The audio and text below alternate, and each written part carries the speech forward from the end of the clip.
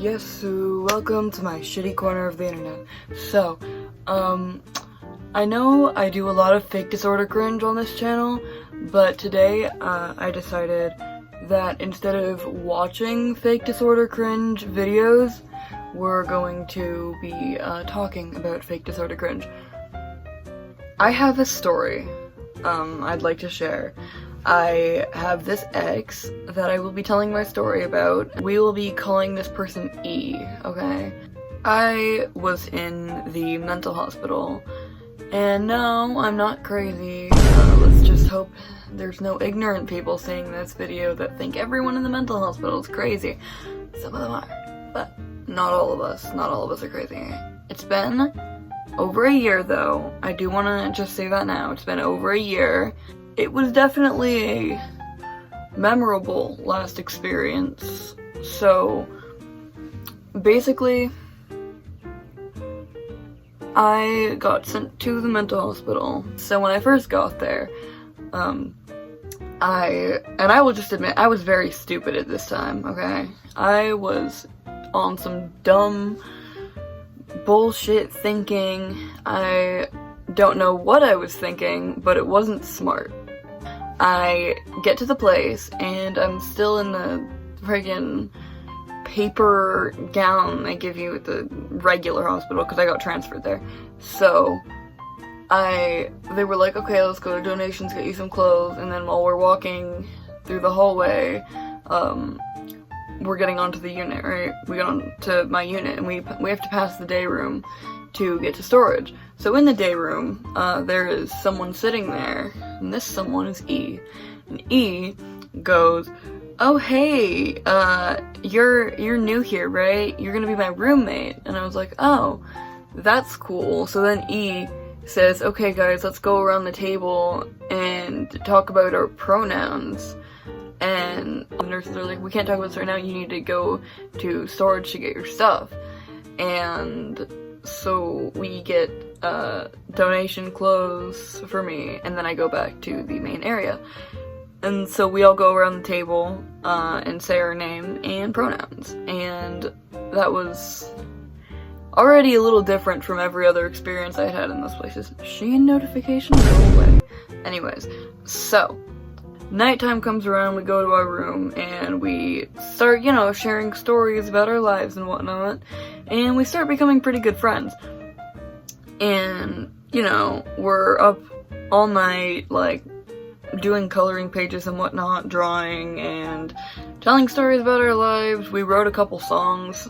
They were jokes, they weren't, they weren't any songs that I've actually released, on any of my current albums. Also, while we're on this topic, go listen to my new EP. It has 3 songs on it, and I will link that in the description. And I'm talking about, like this story where my great-grandfather had called me and been asking to talk to my grandfather, and I was like, oh, he's not home. And my great-grandfather is just on the phone like, where's Frank? Where's Frank, right? And I was like, well, he's not here. And I'm telling E this story, right? It was during shift change. So as soon as we got back out to the day room, we were talking about, like, where's Frank? Asking everyone, where's Frank? And it kind of just caught on. And so everyone was asking everyone, where's Frank, right? And so I was describing to the artist in there, because there was an artist in there, I was describing to her, oh, this is how Frank looks. And so she became part of our little group thing, so that was pretty funny, but yeah. But she drew Frank how I described, and so we started our little cult, Frankism. And also, because me and E at the time were both Satanists, so just to clarify, I'm not anymore. I don't consider myself to be a Satanist, but anyways, it will become relevant later in the story, actually. We draw Frank and whatnot, and so, we all start, we go to, this other room that's, next to the day room, there's like a door, and then you go in, and there's like a window to the day room from it. Anyways, we go in there, and we all just like get on our knees and start like worshiping Frank, right? So anyways, as I was saying about Satan, jeez, that is a sentence. Well, anyways, as I was saying about Satan, he starts saying, and some stuff about Frank and Satan are dating, and some crazy stuff like that. So, you know, and then later that day, during lunch, I normally sat with my little group, with, like, E and all of them. So, E comes back, and I overheard this, because E was talking with, the artist in our group, and said, like, you know, I've had some conflicting feelings about Kalinikos, and I overheard that, and I was like, what?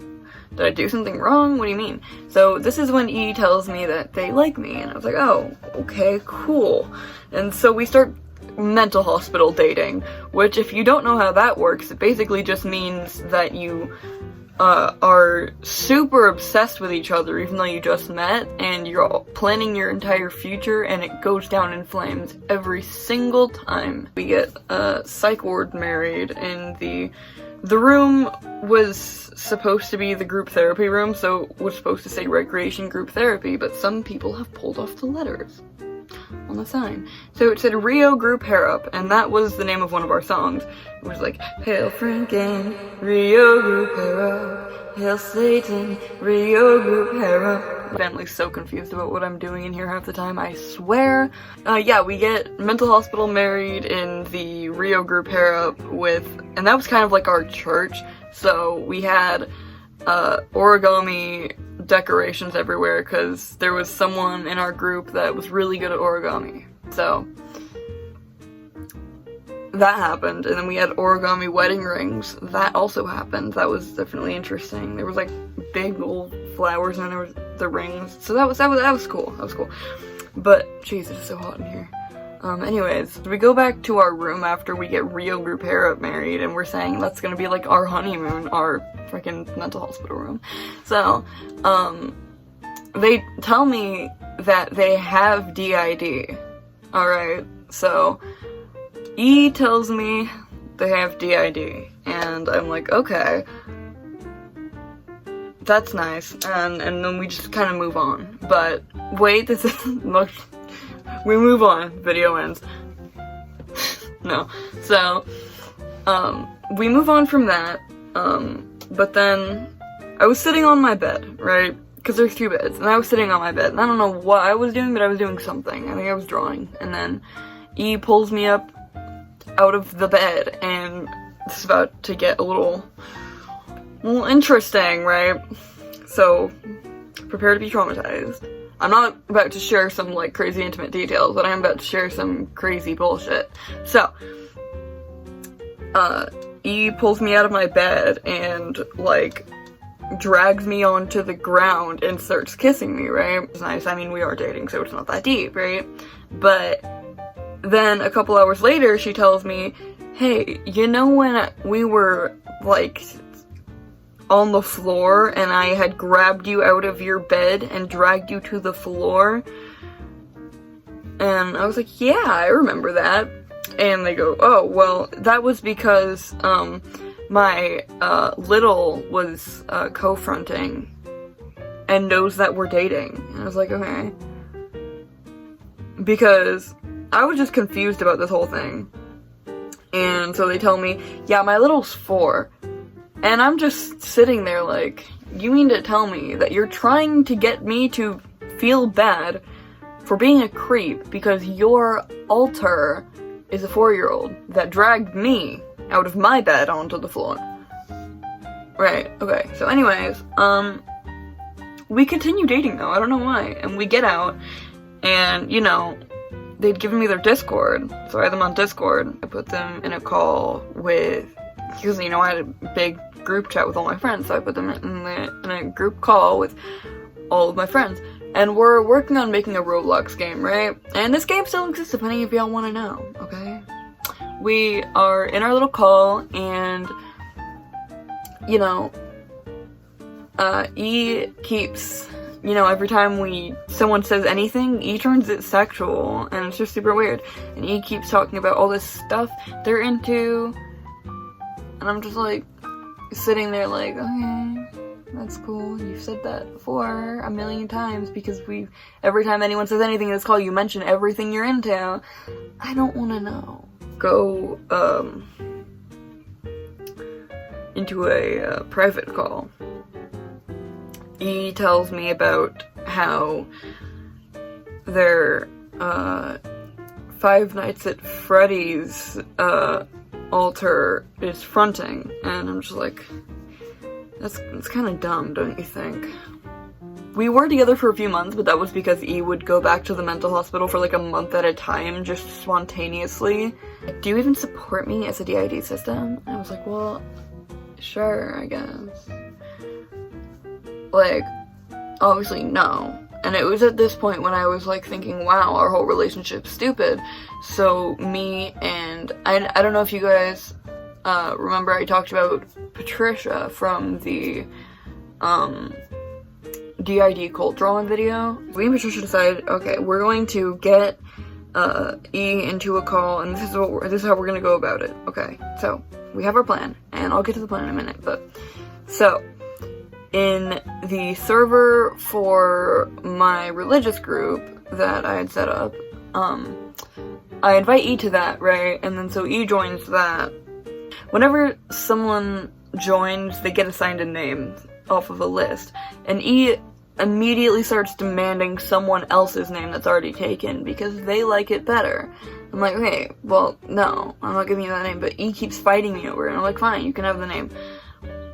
Because I knew this wasn't gonna last long. I need emotional support coffee, guys. Okay, anyway. Yeah, so E, gets the name, but then I, get them into a private call with me and Patricia, and so E, walks away to go get, food, comes back with the food, and I'm like, how's that food supporting you through this hard time? And he's like, what do you mean? And I'm like, oh, you know, being single. Isn't it fun being 3 single people in a Discord call? And he just goes like, what? What are you talking about? You're kidding, right? And starts freaking out on me. And so, yeah, I block E, and E starts texting Patricia, like, why did Kalinikos break up with me? What's going on? Is this a joke? It's not funny. And then Patricia texts back, like, well, maybe you shouldn't have faked DID. And then E instantly starts accusing Patricia of being me, and like, well, get out of Patricia's account. Why did you hack Patricia's account? I didn't hack Patricia's account. Patricia was the one doing the texting. Because I blocked E, because I didn't want to talk to E, because I don't like E. E freaks out on Patricia, and that's the end of that story. And now, I'm sure you're wondering, or not, I'm sure you're not wondering actually, E's, these days, on Roblox, claiming to be black. That is what E is getting up to these days. E is fully white, by the way. That is what E is doing these days, though, guys. So, just in case you were wondering.